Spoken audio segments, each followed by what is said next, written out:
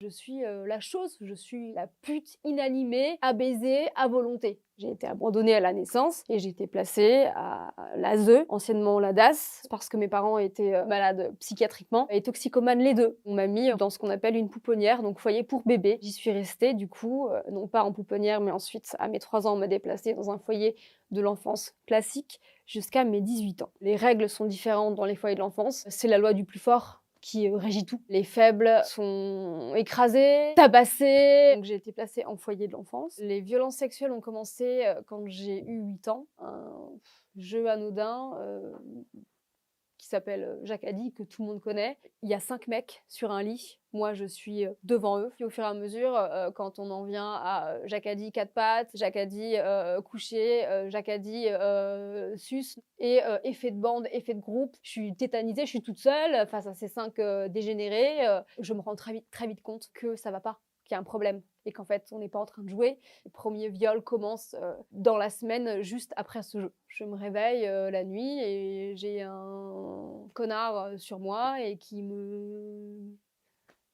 m'empêche de respirer et qui me menace et qui me dit si tu ouvres ta gueule, je vais t'égorger, sale chienne. Et donc j'ai été violée comme ça par le violeur principal. Et ensuite, j'ai été violée comme ça, tous les jours, par 3 adolescents de 15 ans. Je suis la chose, je suis la pute inanimée, à baiser à volonté. Comme ça se répétait dans le temps et tous les jours, je me disais que tous les hommes devaient être dégénérés. D'une part ça, et que de deux, potentiellement, ça allait être ça, ma vie. Alors le lendemain, non, j'ai pas voulu en parler, je voulais mourir, j'avais honte, je me sentais crade, je me sentais sale, je me sentais dégoûtante. Puis j'avais peur, j'étais terrorisée, j'étais menacée. Je voulais disparaître. Les viols de nuit ont débordé le jour. Quand tu rentres de l'école, que tu te fais violer, et que la nuit aussi tu te fais violer, et qu'en fait tu te fais violer tout le temps. T'es en alerte chaque seconde, et puis tu sais que tu vas te faire violer, et puis tu t'attends en fait de te faire violer. Un jour, celui que j'appelle mon sauveur, à table, donc devant tout le monde, donc devant exactement 14 personnes, dit « Charlie se fait niquer tous les soirs par machin, machin, machin ».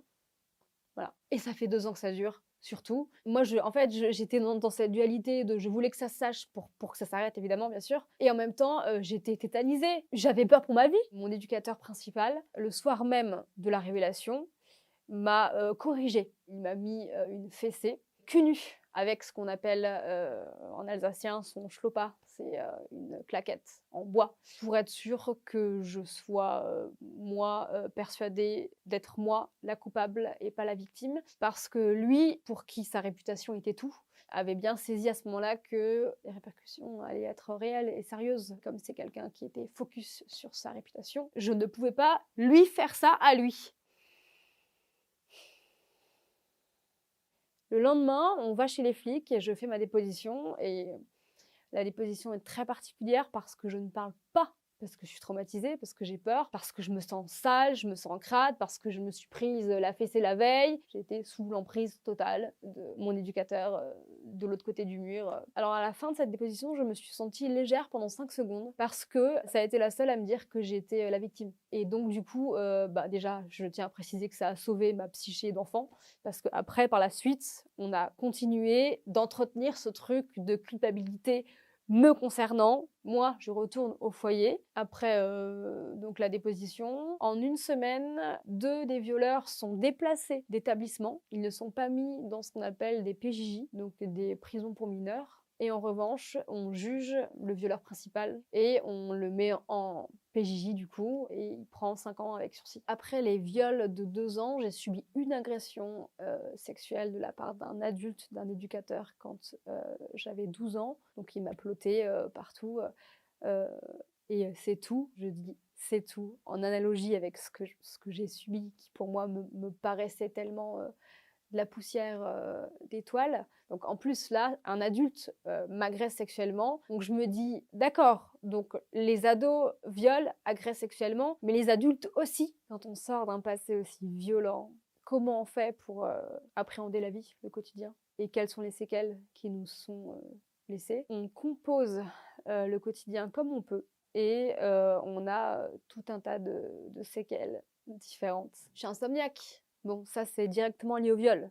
Ensuite, j'ai eu les séquelles du syndrome de post-traumatique. Je m'arrachais les cheveux.